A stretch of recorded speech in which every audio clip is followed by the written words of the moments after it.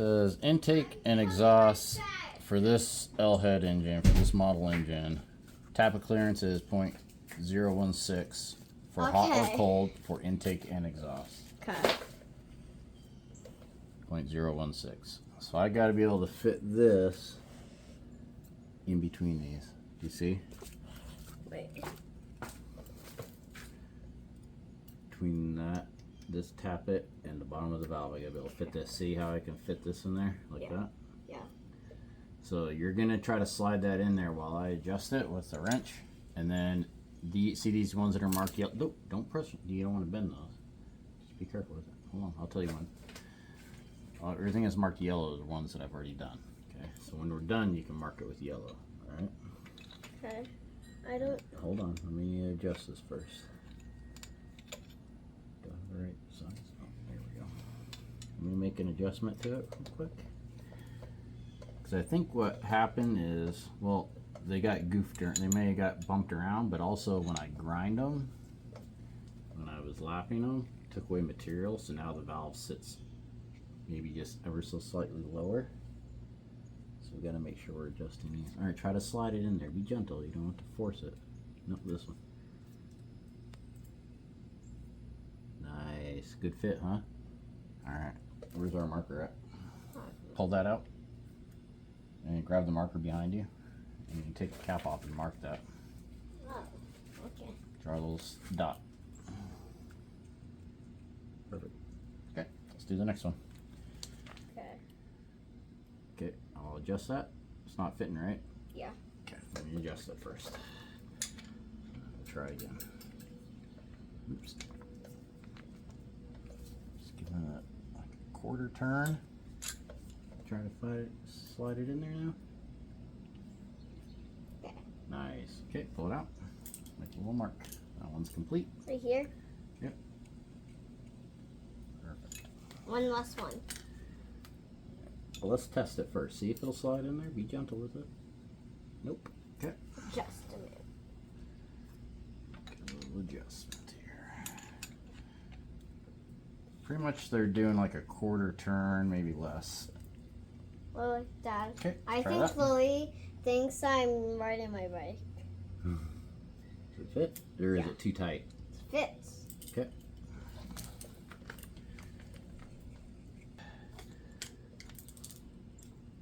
Okay, try that one.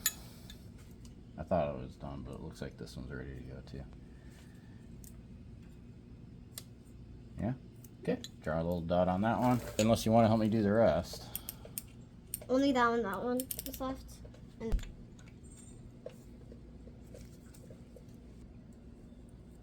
Okay, that one's done.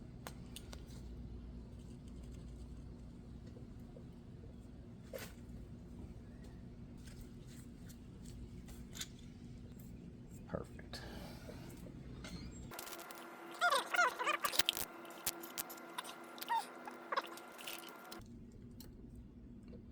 Nope. Denied.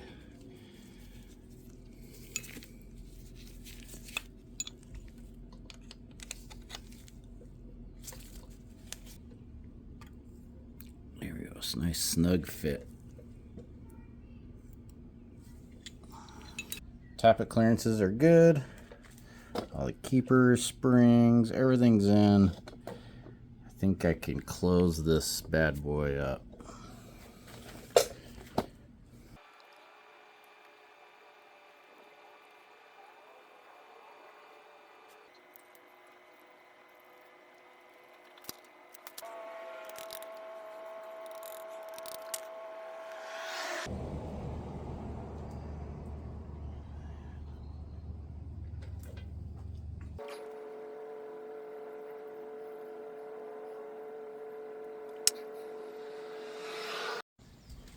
All right, somehow I managed to lose that cone vent that goes in here, and a replacement is like 35, 40 bucks.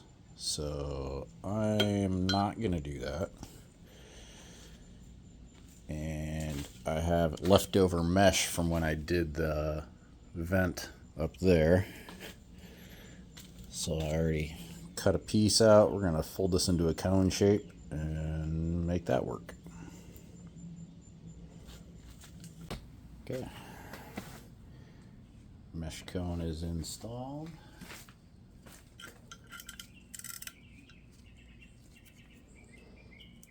Alright, vent is now installed. Alright, let's see if that glass bowl is ready to come out.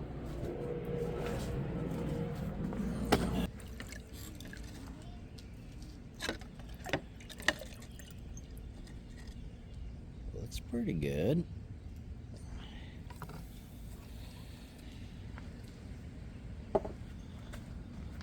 The orange one. This. Oh, nothing. What are you gonna do with it? Nothing.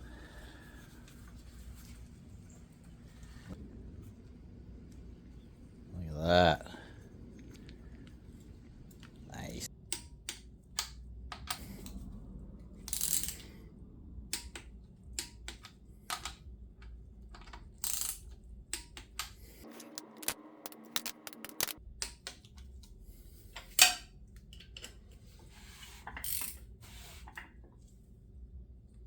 Excellent. All right, we'll get all these put on, and then we'll be almost ready to button this up. I think I might test fit the distributor and the oil pump, make sure everything's aligned right. I think maybe it'll help having the oil pan off so I can kind of visually see where things are going in there.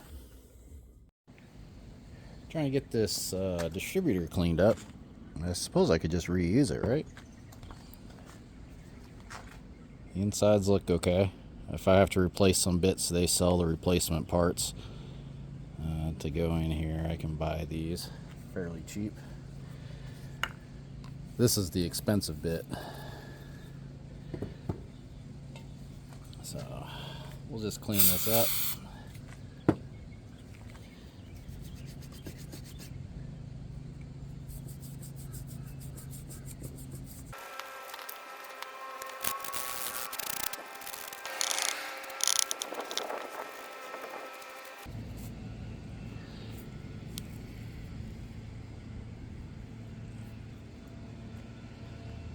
So you're gonna turn the crankshaft until number one piston, that's this one,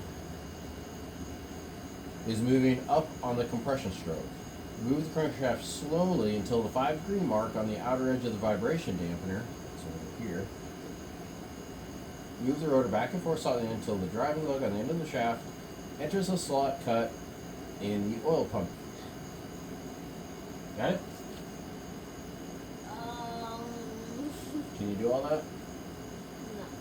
No. Well, who's gonna do it then if you can't do it? I can't like move it. How do you move it? I'm just messing with it. You can go ride your bike. I'll figure it out. Yeah. Okay, so I've been doing some reading about the oil pump and the distributor. Obviously they're connected because the distributor is run off of the oil pump, which is run off the camshaft. So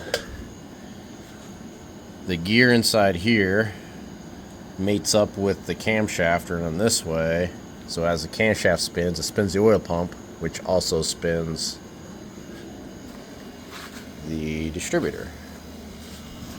I didn't even know what this, I was wondering what this little sharp thing was. I didn't really know at the beginning, but reading into the book, it's talking about setting the timing for this thing. And so the correct timing is 5 degrees advanced of the top dead center. So kind of see, I don't know if you can make that out. That's 0 right there. So right here is a 0, where that black tick mark is. And you can faintly see, the camera doesn't want to focus for some reason, little tick marks. So you can count 5 in this direction. 5 tick marks in this direction. And so I basically just took that distance and applied it to this direction because you can't really see the marks going this way. And So that's 5 degrees in this direction, so advanced in the clockwise direction. So the yellow tick mark is 5 degrees. The black tick mark is top dead center for piston number 1. So that is in the correct position. My oil pump is installed, although I didn't put the gasket on because I'm still moving it in and out. I just wanted to make sure I had it figured out right.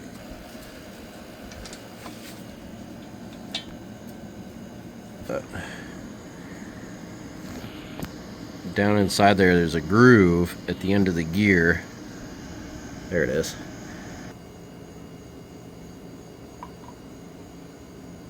But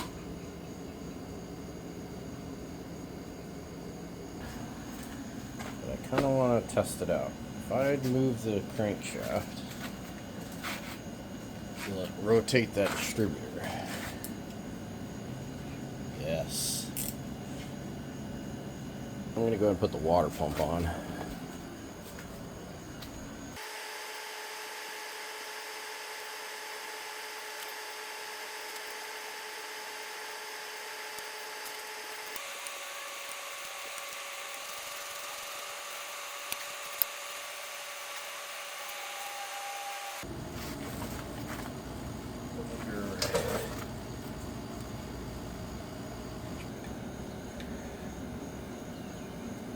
There you go.